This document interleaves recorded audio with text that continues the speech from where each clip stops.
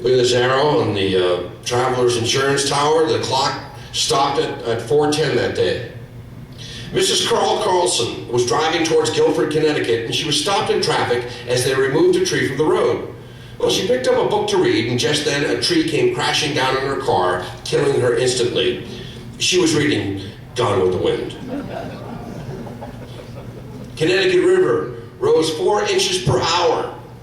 Matt Strong caught a 5-pound bass with his bare hands on Main Street. Frank Fredsol's apple tree was blown over and then later blown upright, and it yielded apples for a few years later. New London, storm surge, 110 mile per hour winds, and a great fire. This is a steamship Tulip along the railroad tracks in New London. Countless marine craft were destroyed.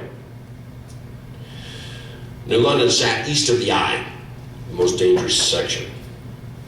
Just briefly, bad New London fires. Benedict Arnold, the turncoat, great general, but needed the money, burned New London to the ground in 1781.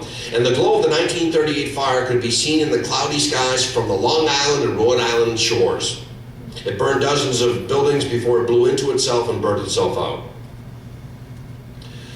This is what New London looked like after the fire. Burned right down the coastline. Arnold's revenge. They called Benedict Arnold the great planner of New London. In Cheshire, Connecticut, Patrick Joyce was killed when he was hurled against the brick wall of a prison building that he was trying to escape from. And then it moved into Rhode Island, Block Island, this whole area devastated. The plight of the Moore family. They were washed out at Watch Hill. 11 people, including 3 servants, crammed into the attic of a sturdy house on the edge of Little Narragansett Bay. Mr. Moore had suffered a heart attack that morning, but still managed to board up his house. Well, the roof was ripped off and thrown into the sea, and the entire family jumped into this ad hoc raft. Huge waves crashed upon them. Hammerhead sharks followed the raft. This is how quickly the storm moved from the Caribbean, bringing hammerhead sharks with it when it moved 700 miles in 12 hours. A lot of the marine life. Well, they floated clear across the Peninsula Bay and drifted into a cove on Barn Island, where they huddled in an abandoned barn, and they watched the glow of the New London fire that night. They were rescued the next day by lobstermen, and all 39 houses on Watch Hill were wiped off the face of the earth. Again, a sand dune. And a 20-mile stretch from Napatry Point to Point Judith, 175 people were killed.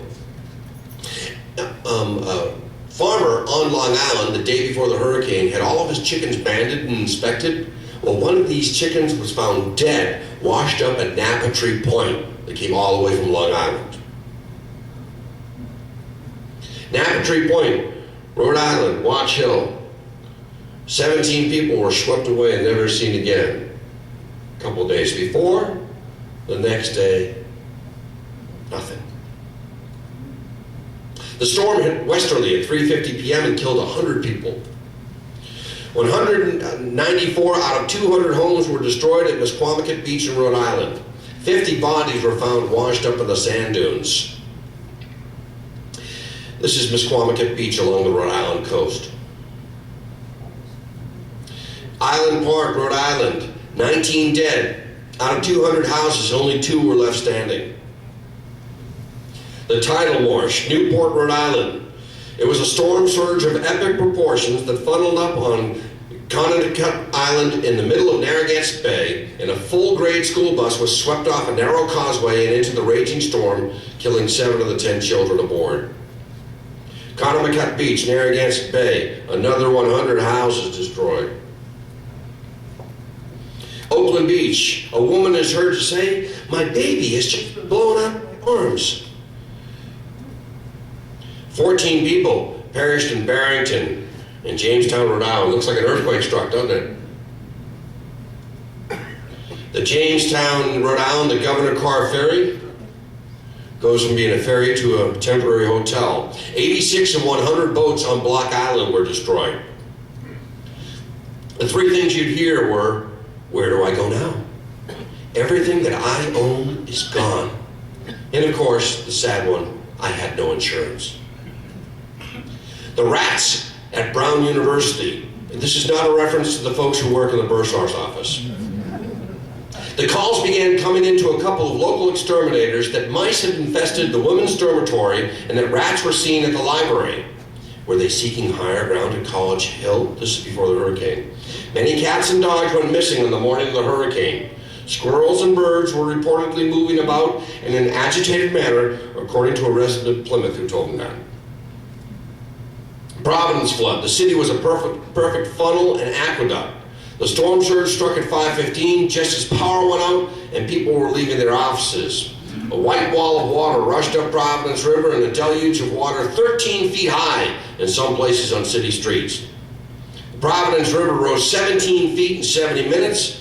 Appliances and consumer goods floated down the streets from department stores, substantial looting, and of course we're talking about the tail end of the Depression here. Exchange Place. Canoe sat downtown for almost a couple of weeks. The Monhegan, a steamer, was sunken and wedged into a pier in downtown Providence. Wedding splashers. Joe Fogel and Lorraine Martin were the talk of the high society pages, and they were scheduled to get married on the second floor in the ballroom of the Narragansett Hotel in downtown Providence. Where's Joe? Cold feet? No, he's stuck at Union Station with his family. So 500 refugees from the storm sought shelter in the hotel. What'd they do? Well, they ate the whole wedding banquet and drank up all the champagne. Joe shows up at 11 o'clock, and they were married by candlelight by an anxious minister. They had a short walk on the muddy streets to their honeymoon suite at the Biltmore. The wedding splashers. The Mary Poppins of Brant Rock, Marshfield. A 10-year-old boy in Brant Rock, Mass. saw that the weather was getting wild late on the afternoon of September 21st, 1938. He decided to heighten the exhilaration of the storm by getting his grandfather's best umbrella out of the closet and climbing up onto the garage roof. He jumped off the roof, thinking that he might fly. As he tumbled to the ground, the umbrella was bent and broken. He received a red bottom for his poor judgment. And of course, that boy was my father. I mentioned the Great Flood of '36. We're running on time here, but it was a devastating flood that compounded a hurricane that struck 2 years later. Devastated 5 states and left 100,000 homeless. Northampton, Mass. That's not the Coast Guard, that's the Springfield Police. And just as we finish up here, an eyewitness to the storm surge that hit Horseneck Beach in Buzzards Bay at 5 o'clock in the afternoon of the 21st. He says, a long black van was approaching. It was a solid black wall of water that looked like an unusually large black roller was coming into the shore, with its top being blown off so that it didn't curl up and break like an ordinary wave. They had 30-footers at Horseneck Beach. 41 people were killed in Fall River. Ships, boats, and barges were torn off their moorings. And sadly, in New Bedford, 9 cotton mills were destroyed. 10,000 employees were jobless, and the New Bedford economy would never recover from the storm. The New Bedford Standard Times had this eloquent quote when fishing fleets were overdue. Women stood with babies in their arms and watched the horizon in the ageless manner of wives whose men ply the sea. Others went from boat to boat asking questions. Everywhere, the answer was a simple negative shake of the head. Westport Harbor, New Bedford, Woods Hole, Wareham, Bourne Bridge, very famous photo of a family that lost in the Cape Cod Canal. Of course, the bridge had only been opened 5 years earlier, Bourne Bridge.